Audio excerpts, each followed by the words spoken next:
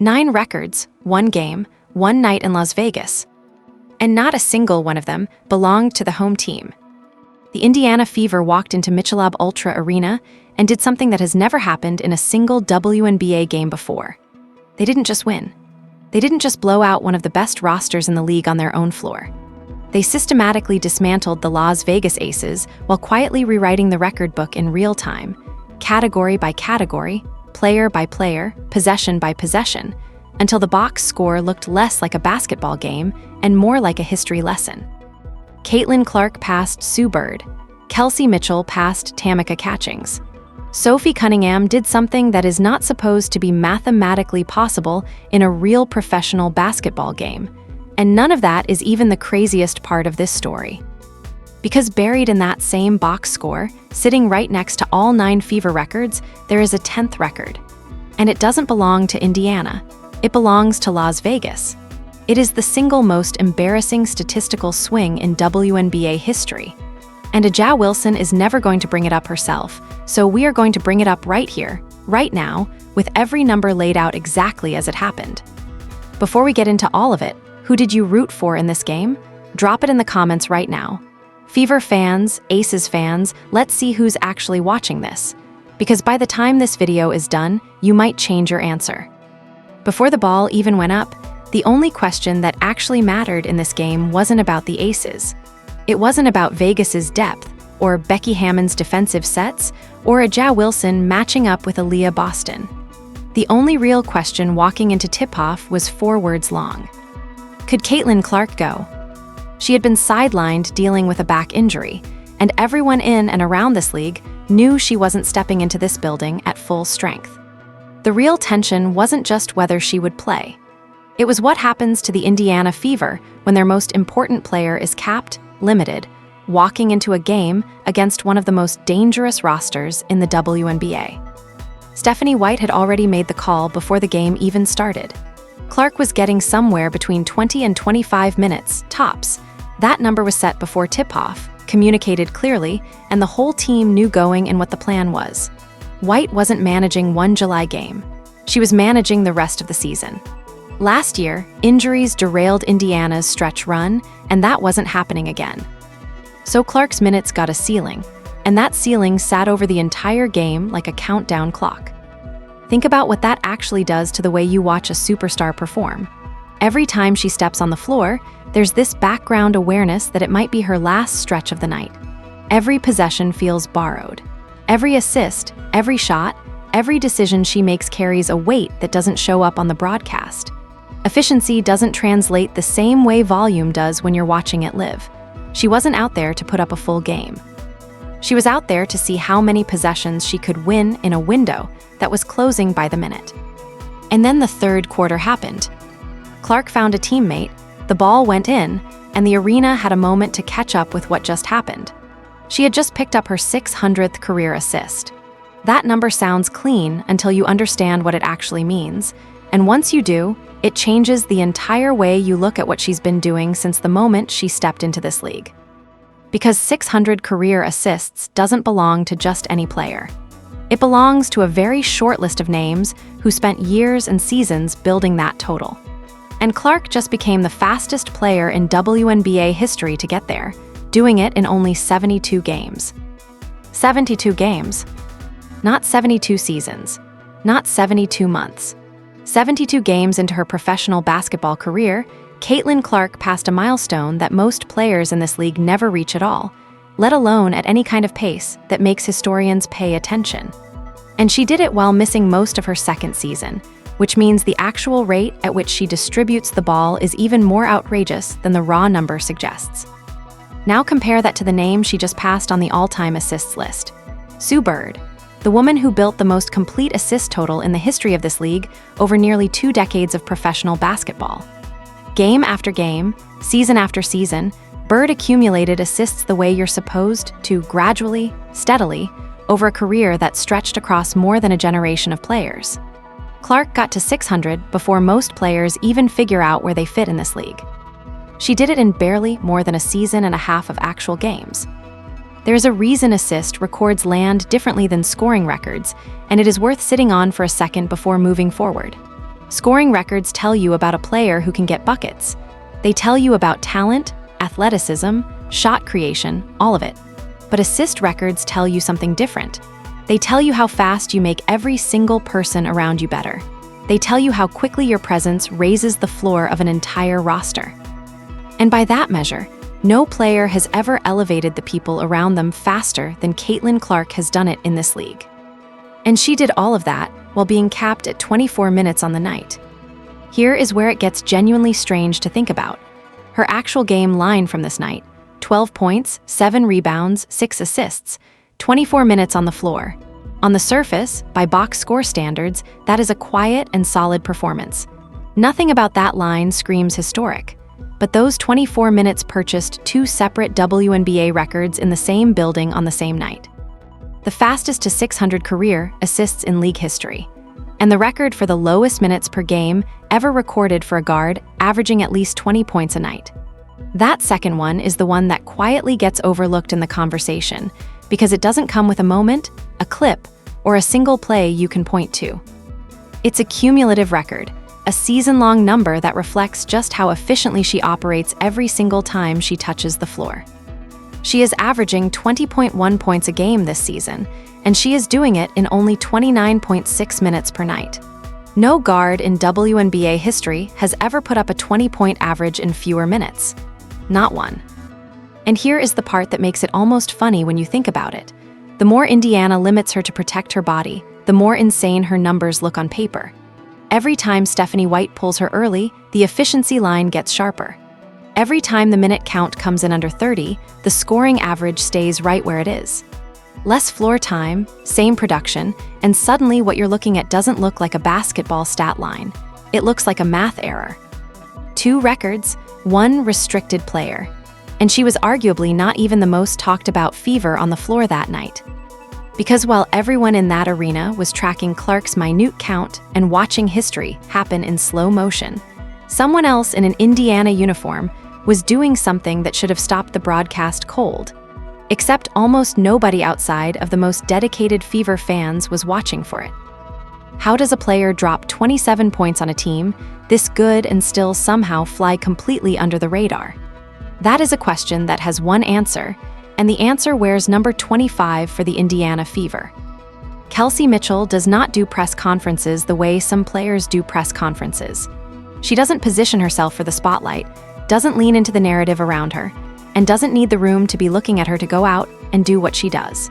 She just gets buckets. Quietly, efficiently, relentlessly, and at a pace that has been quietly climbing the franchise record book for years without ever becoming the central story in any building she walks into. This game was no different, at least on the surface. While every camera in Michelob Ultra Arena was tracking Caitlin Clark's minute count and the assist milestone building in real time, Kelsey Mitchell was putting together one of the most historically significant individual performances in Indiana Fever franchise history.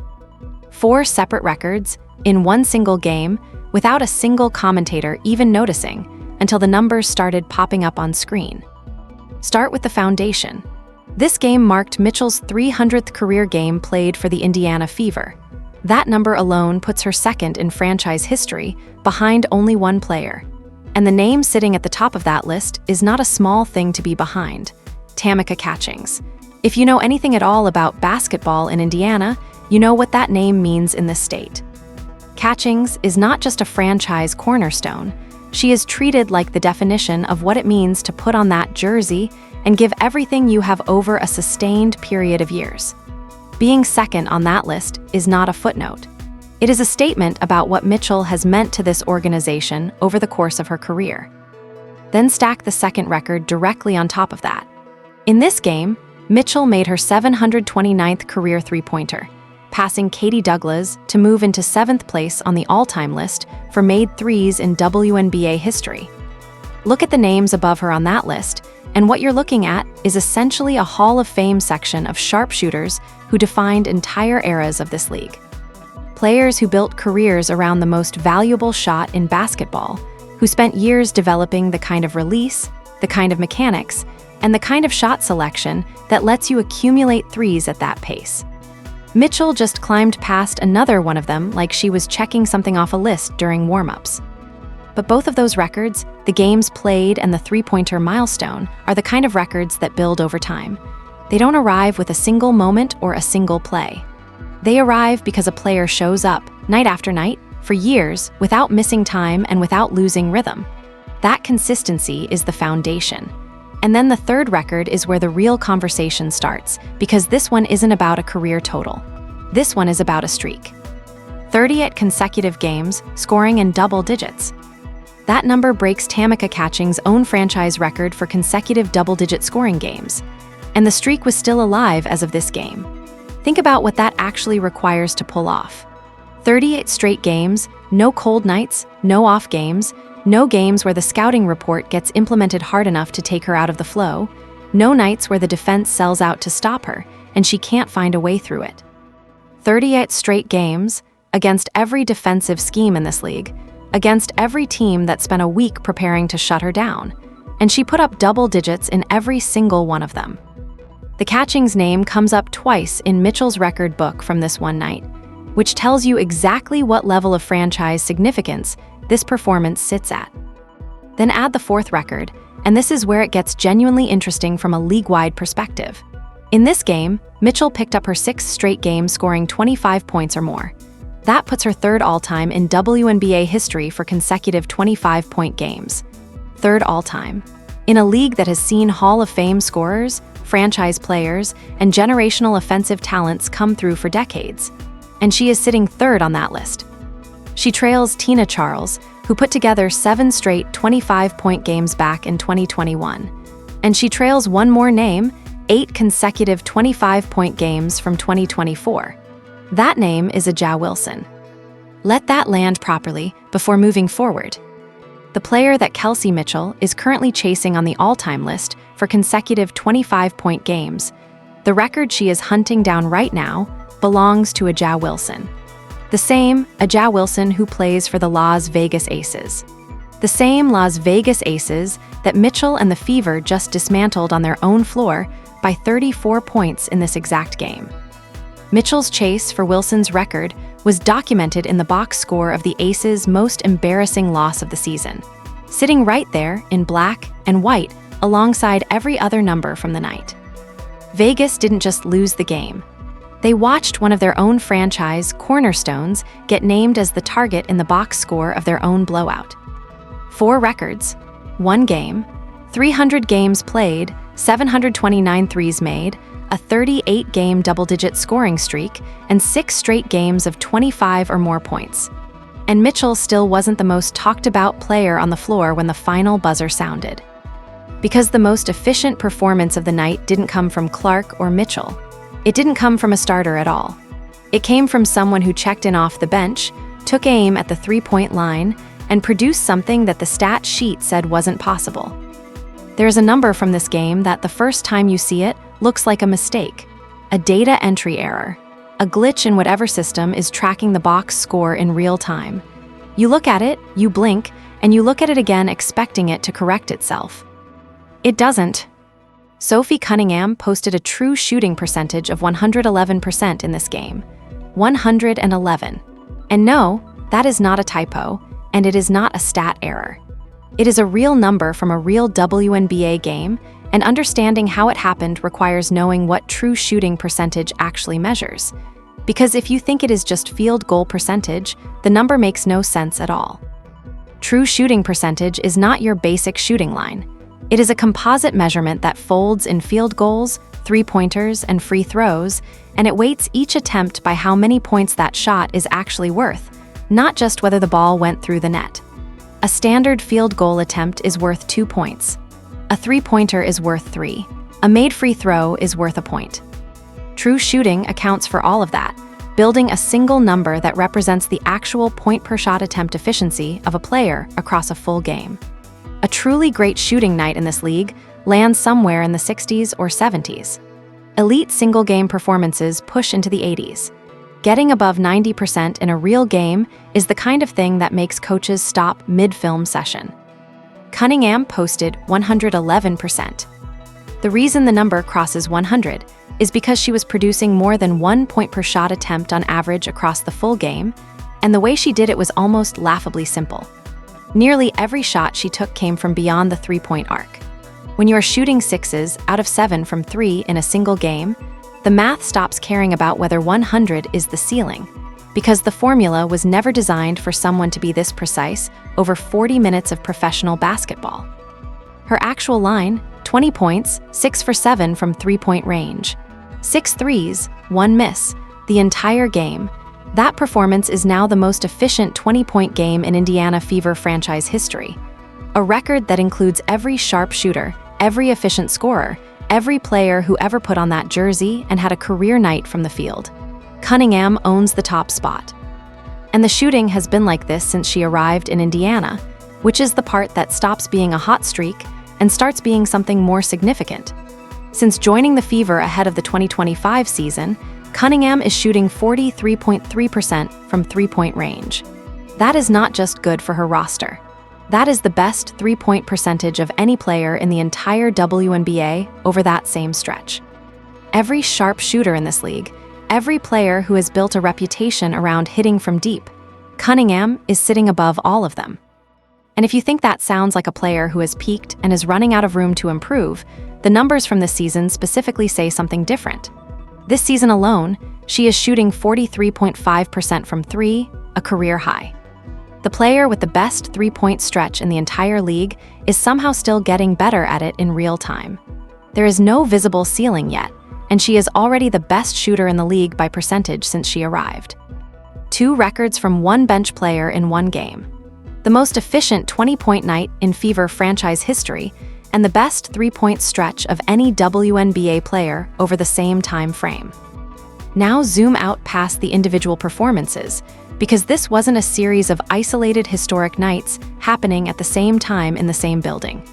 There is something larger underneath all of it, a team-level story that wraps all 9 records into a single, much bigger statement about what the Indiana Fever actually are right now. 6 different Indiana Fever players scored in double figures in this game. 6. Not 3, not 4, not a featured performer, and a couple of role players following her lead. 6 separate players on the same roster crossed double digits in the same game, on the same night, against a Las Vegas Aces team that 1 game earlier had looked like the best squad in the entire league. That does not happen because one player is having a career night and lifting everyone else up. That happens because a full roster is functioning as a single unit, with every part doing exactly what it is supposed to do at the exact right moment. Let's put the individual contributors in context, because the Clark and Mitchell and Cunningham numbers are the ones that carry the record book headlines, but the full picture of this performance is built on the players around them. Aaliyah Boston.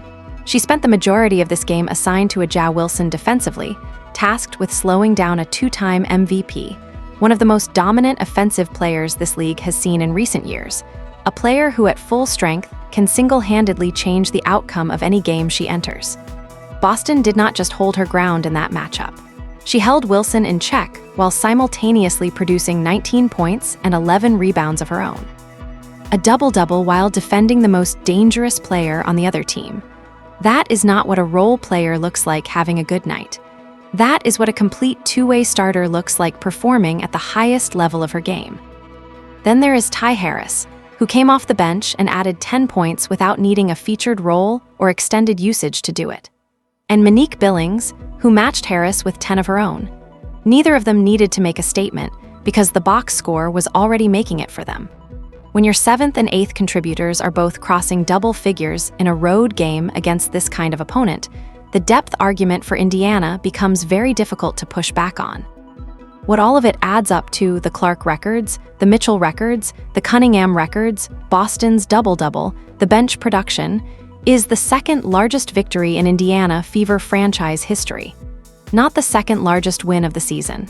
The second largest in franchise history, period. And that franchise has been playing games since 2000. 9 total records in one night. And the 9th one had barely settled before everyone in the building remembered there was still a 10th one sitting in the box score, waiting for someone to bring it up. Because the 10th record from this game does not belong to the winning team. It belongs to the franchise that just got run out of their own building, and it is the single most dramatic statistical collapse in WNBA history. Go back exactly one game before this one. The Las Vegas Aces beat the Phoenix Mercury by 48 points. 48. That is not a basketball score. That is the kind of number that shows up when one team has decided to prove something to the entire league at once. A 48-point margin in professional basketball means the other team stopped competing at some point in the third quarter, and both teams just started running out the clock in opposite directions. Vegas didn't just win that game. They dominated it in a way that had people pulling up championship conversation in real time. Same roster, same coach, same league, same season. 2 games later, the Las Vegas Aces walk into their own arena and lose to the Indiana Fever by 34 points. That is an 82-point swing in point differential from one game to the next. 82 points. A blowout win followed immediately by an even bigger blowout loss, plus 48 to minus 34 in the span of a single week. Do the arithmetic on that, and what you get is the largest single game-to-single game point differential swing in WNBA history. Not top 5, not close to the top. The record, the most dramatic in-season collapse by point differential swing, sits with the Las Vegas Aces, and it sits there permanently. There is no version of this record that feels good to own. And the timing makes it worse, because the identity Vegas was building on that 48-point performance, the dominant, physically imposing, championship-caliber roster that had just made a statement to the entire league, evaporated completely against Indiana. Same personnel, same game plan, completely different outcome. And now the historical footnote from that entire stretch is owned by the Aces in the worst possible way. So naturally, the post-game room became its own separate story. Because when something this dramatic happens, when you go from the most dominant performance of the season to the most embarrassing stat in league history in 48 hours, people want an explanation. And the explanation that came out of the Vegas locker room said a lot about how that franchise was processing what just happened to them. A'ja Wilson stepped to the microphone after this game and started talking about the officiating. She pointed at what she described as questionable calls, suggested Indiana had received a favorable whistle throughout the night, and hinted that the way the game was officiated created an uneven playing field from the opening tip. Becky Hammon took a slightly different angle at the podium, leaning on the schedule, 3 games in 4 days, fatigue built up over a brutal road stretch, the physical demands of matching up against Aaliyah Boston for 40 minutes on a body that had not had enough rest to absorb that kind of punishment. Those are the explanations that came out of the Las Vegas locker room after an 82-point swing. Now look at the box score. Indiana out-rebounded Las Vegas 35-28. The Fever racked up more assists, more steals, and fewer turnovers than the Aces across all 40 minutes of basketball. Indiana shot 56% on 2-point attempts and 48% from 3-point range. Las Vegas shot 39% on 2s and 24% from 3 in those exact same categories. Indiana hit 18 of 19 free throws on the night, a 95% clip that is extraordinary under any circumstances. None of that comes from a referee's whistle. Rebounding position does not come from a foul call. A team does not out-rebound another team by 7 boards because of how officials are calling the game. Ball movement does not come from officiating decisions. The Fever racking up more assists than the Aces means Indiana was moving the ball more efficiently, creating better looks, and converting more possessions into productive 2-pass offense, and none of that has a referee's fingerprint on it. Bench players stepping up and hitting open shots at the right moments does not come from a call. Turnovers, or the disciplined absence of them, come from 40 minutes of a team taking care of the basketball, staying composed under pressure, and executing the game plan well enough to not give it away. You can point to 1 or 2 possessions in a game and build a case around the whistle. You cannot point to a 34-point final margin, a 7-board rebounding deficit, and a 24% 3-point shooting night and frame it as an officiating story. The numbers are too spread out, too consistent across too many categories, and too disconnected from anything a referee can control to make that argument with a straight face. And here is the piece that made the Vegas post-game explanation even harder to hold together. A'ja Wilson herself, while pointing at the officiating, also admitted in the same breath that her team simply did not show up the way they needed to.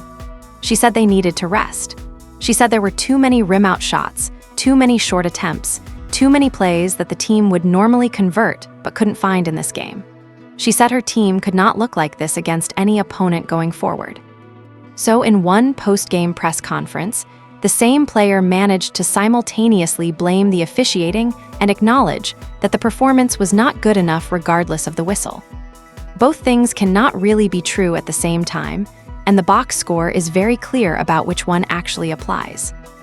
Walk across the hallway to the Indiana locker room, and the conversation sounds nothing like what just happened at the Vegas podium. Aaliyah Boston was talking about defense sparking offense. She was talking about how, when the team got the ball reversed, it found the right shooter at the right moment, and the offense flowed from there.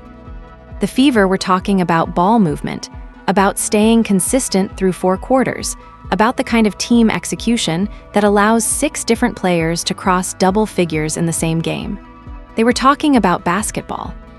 That contrast, the gap between what was being said in one locker room versus the other, is actually the most revealing single piece of information from this entire night.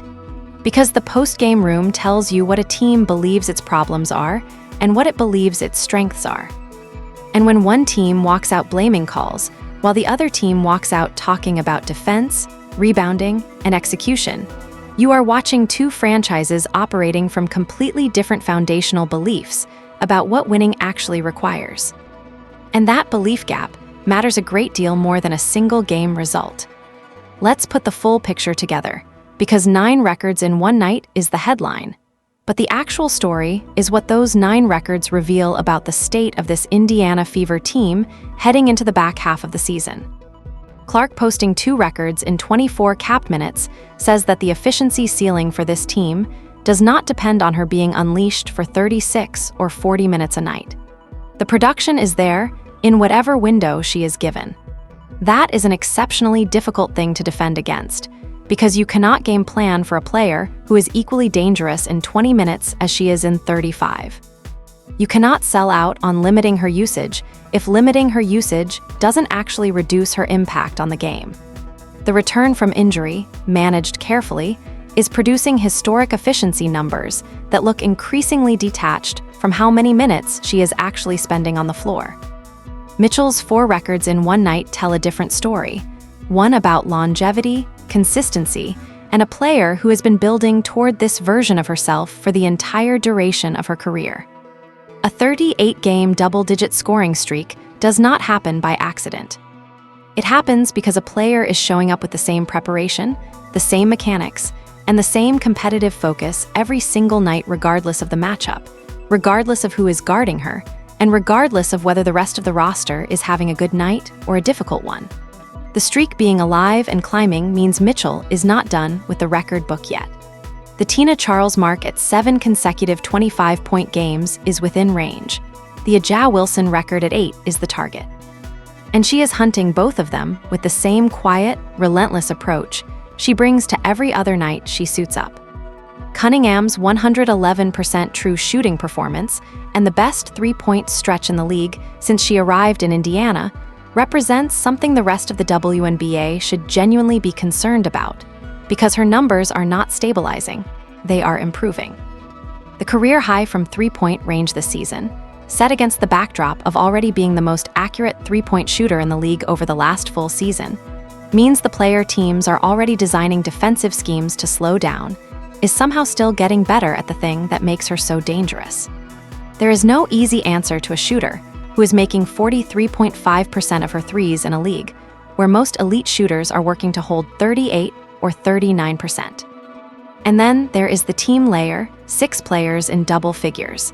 Aaliyah Boston defending the former MVP while producing a double-double of her own, bench contributors crossing double digits without needing extended usage or a featured role to do it. The second largest win in franchise history wasn't built on one player carrying everybody else. It was built on every single component of the roster functioning simultaneously. which is the hardest thing to replicate in a single game and the most dangerous version of a team to face when it is doing it consistently. Now flip back to Las Vegas, because the 82-point swing doesn't just tell you that Vegas had a bad game. It tells you something about the fragility underneath the identity that team had been building.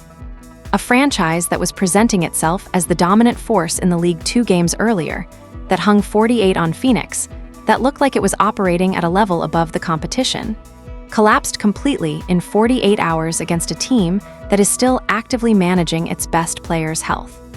The swing happened with the same roster, the same coaching staff, and the same preparation window. Reports have suggested that the Aces' schedule and fatigue were legitimate factors, and that may be true to some degree. But when the post-game explanation from your organization keeps circling back to officiating and rest rather than execution and adjustments, the conversation starts to reveal something about what that team believes it can control and what it believes it cannot. And a team that does not believe it can control its own performance on a bad night is a team that is going to have trouble finding answers in a playoff environment, where the schedule does not get easier and the officiating does not get friendlier.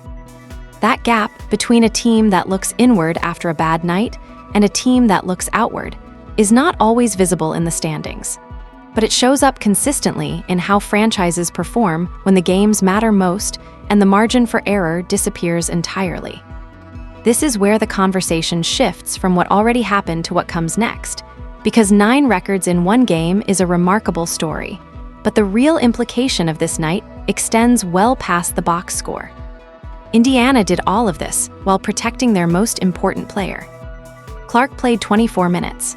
She was capped, managed, carefully reintegrated after a back injury, and still produced 2 separate WNBA records before White pulled her for the night. Imagine the same offensive system, the same ball movement, the same 6-deep scoring threat, with Clark playing 34 or 36 minutes a night at full strength. The assist record pace was already the fastest in league history at 24 minutes a game. The scoring average was already the lowest minutes per guard at 20 points record in the books. Extend the window, and the numbers stop looking like a basketball stat line and start looking like a projection that no defensive scheme has a reasonable answer for. Mitchell is still chasing Wilson's record. She is sitting at 6 straight 25-point games, trailing the Aces' cornerstone by 2. The irony of Mitchell hunting Wilson's record in the same game Indiana blew out Vegas is not subtle. It is a direct and very public reminder that the best stretch scorer in the league right now is wearing Indiana's colors, and the record she is chasing belongs to the player who is standing at the post-game podium trying to explain away an 82-point swing. Cunningham has no visible ceiling right now. The numbers keep going up, the percentage from 3 keeps climbing, and she is doing it against the same scouting reports and defensive attention that would typically slow a shooter down once teams identify the threat and commit resources to limiting it. The league has identified the threat. The percentage is still going up. And then there is Boston, who quietly had one of the most complete two-way performances of any Fever player this season, locking up a former MVP while producing a double-double, and who barely made it into the 3rd paragraph of any recap because the record book headlines kept stacking up around her. For Las Vegas, the problem is not one bad game. One bad game happens to every team in a long season. The problem is what the 82-point swing reveals about the gap between how that franchise presents itself and how it actually performs when the opponent is locked in, healthy enough, and executing. The Aces have the talent. Aja Wilson is still one of the 2 or 3 most dangerous players in this league on any given night. The roster has depth, has playoff experience, and has the coaching staff to make adjustments across a full series. But the post-game room after this loss revealed a franchise that, at least in this moment, was not asking the right questions about what went wrong. And in a league where the margin between contenders in the final stretch is measured in execution and mental composure under pressure, the team asking the right questions in early summer is very often the team still playing basketball in October. There is a version of this story where you walk away with the 9 records and call it a remarkable night for a franchise that has been building towards something. And that version is true. It happened, it's documented, and the box score is not changing. But the more important version of this story is the gap it exposed. Not just the 34-point margin on the scoreboard.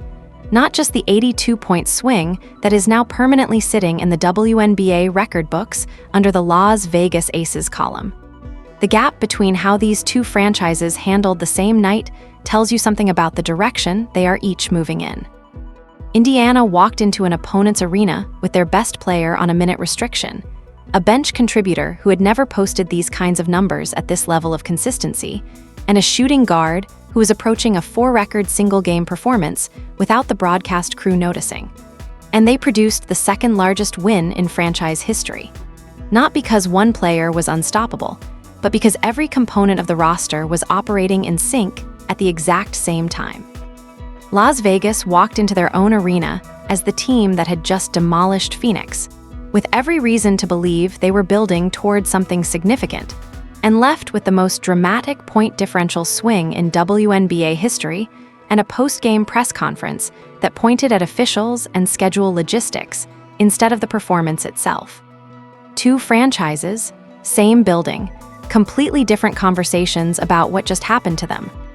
The conversation Indiana was having after this game, about defense sparking offense, about ball reversal finding the right shooter, about staying consistent across all 4 quarters, is the kind of conversation that builds on itself. It is a team that knows why it won and knows how to replicate it. A team that understands the system they are running well enough to talk about it in specific, executable terms after a blowout victory.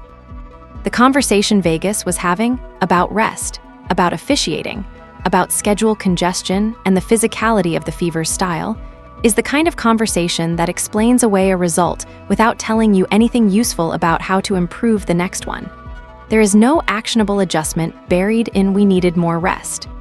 There is no film session that comes out of "some of the calls were a little sketchy." There is nothing to build on when the foundation of the post-game explanation sits outside the team's own control. Only one of those conversations leads anywhere productive heading into the back half of the season. And that, far more than the 9 records or the scoreboard or the 82-point swing, is the real story from this night in Las Vegas. Because championships are not built in July. They are revealed by how a team responds to July. And right now, the Indiana Fever look like a team that is responding to every challenge with an answer, while Las Vegas is still waiting to explain the question. 9 records for Indiana, 1 record for Vegas. And the most revealing number from the whole night might not be in either team's column. It might be sitting in the gap between what both locker rooms were talking about when the cameras finally went dark. Highlights and the box score entries. Clark passed Sue Bird in the assist speed record and claimed the lowest minutes per guard mark for a 20-point season in 24 capped minutes. Mitchell passed Catchings in franchise games played, passed Katie Douglas in all-time threes made, broke the franchise consecutive double-digit scoring record, and moved into 3rd all-time for consecutive 25-point games, all in one night. Cunningham posted a 111% true shooting percentage and claimed both the most efficient 20-point game in Fever history and the best 3-point stretch of any player in the league since she arrived in Indiana. 6 Fever players crossed double digits in the same building, producing the 2nd largest win in franchise history. And Las Vegas became the owner of the largest point differential swing in WNBA history, from +48 to -34 in the span of 48 hours. 9 records for the winners, 1 record for the losers, and the 10th one is the kind nobody frames and hangs on a wall. The question heading forward is not whether Indiana can sustain this. The numbers say they already are, and they are doing it while protecting their most important player. The question is whether Las Vegas can recalibrate fast enough to be a legitimate threat when the schedule starts tightening and the margins get smaller. Right now, the Aces have the talent to be a problem for anyone in the league, but talent does not survive a mentality gap. And that gap, between the team talking about execution and the team talking about officiating, is as visible as anything that showed up on the scoreboard. Who do you actually think wins if these two meet in the playoffs? Does Vegas find a way to flip the script, or does Indiana have answers for everything they can throw at them? Drop it in the comments. Because if the Fever are doing this with Clark on a 24-minute cap, The conversation about what this team looks like at full strength is one that the rest of the league is going to need to start taking a lot more seriously.